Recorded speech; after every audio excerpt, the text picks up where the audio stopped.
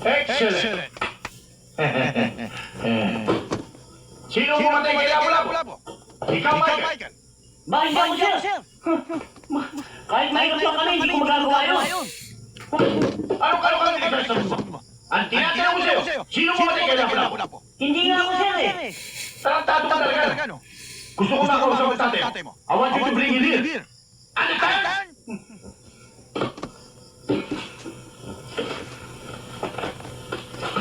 Yes, sir.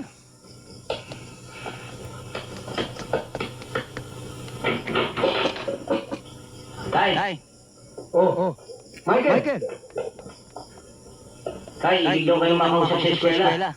Bakit? Kasi yung itay. Tinanong ako kung sino ang pumatay kay Lapu-Lapu. Ang sabi ko, hindi ako. Ngayon, kayo gusto makausap. Sagot ko, itay. Teka.